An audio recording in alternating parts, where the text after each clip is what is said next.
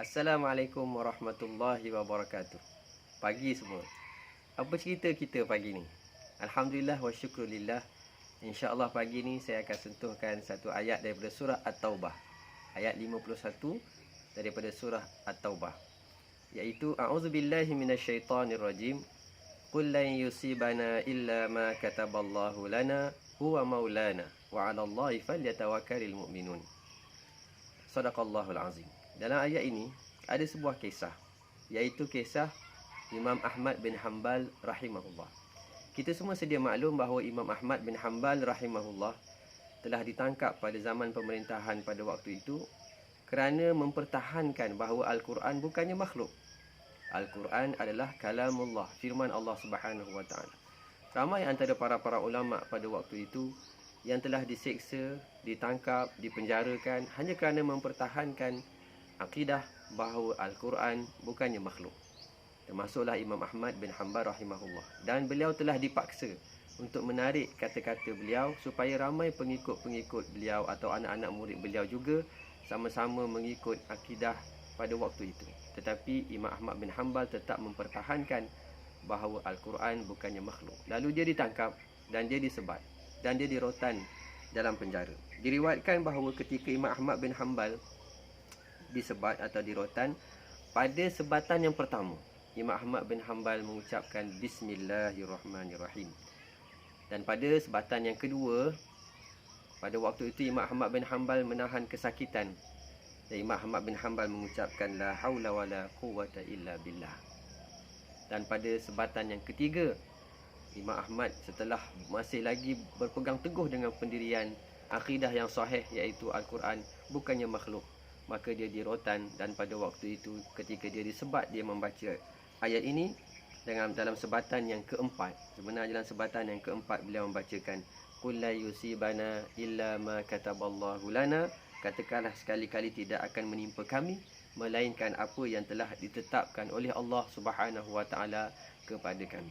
Surah At-Taubah ayat 51. Kemudian oleh kerana masih lagi berpegang teguh, masih lagi Imam Ahmad bin Hanbal berpegang teguh dengan pendiriannya, akhirnya beliau telah disebat sebanyak 29 kali.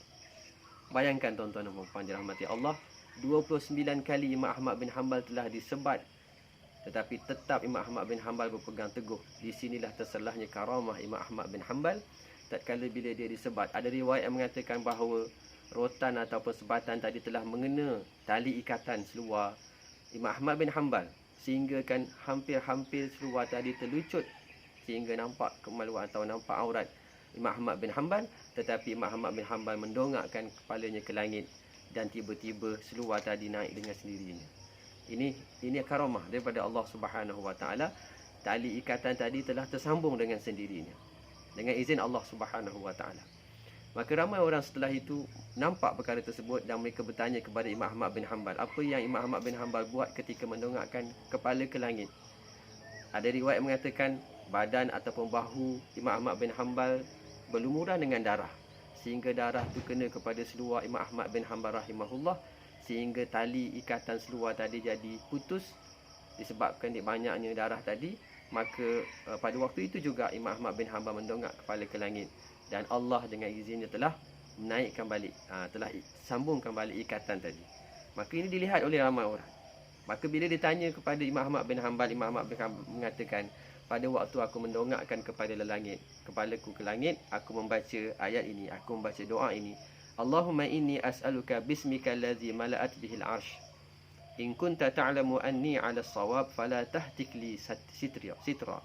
Ya Allah, aku mohon dengan namamu yang memenuhi arash, jika engkau mengetahui bahawa yang aku lakukan adalah benar, maka jangan rosakkan pelindung auratku. Dalam riwayat yang lain dikatakan bahawa Imam Ahmad bin Hanbal mengatakan, Ilahi wa sayyidi wafaqtani hadzal mawqif fala tahtikni ala ru'usil khalaiq. Wahai Tuhanku, wahai penghulu bagiku, engkau berikan ujian ini untukku di hadapan orang ramai, maka aku mohon janganlah engkau dedahkan auratku di depan makhluk-makhlukmu. Maka kerana itu Allah Subhanahu wa taala dengan izinnya memelihara aurat Imam Ahmad bin Hanbal. Di sinilah ayat Qul la yusibana illa ma kataballahu lana Katakanlah bahawa tidak ada apa-apa musibah pun yang berlaku kepada kita kecuali apa yang telah ditentukan Allah Subhanahu wa taala kepada kita. Ibn Sirin rahimahullah mengatakan ini antara ayat munjiat ataupun ayat yang menyelamatkan kita daripada sebarang musibah. Maka amalkan ayat ini. Qul la yusibana illa ma kataballahu lana huwa maulana. Mudah-mudahan Allah Subhanahu wa taala memberi taufik kepada kita untuk kita mengambil ibrah, pengajaran daripada ayat-ayat Allah Subhanahu wa taala. Impactful ibrah from Al-Quran by Ustaz Khairuddin Osman. Assalamualaikum warahmatullahi wabarakatuh. Mulberry. InsyaAllah. Assalamualaikum.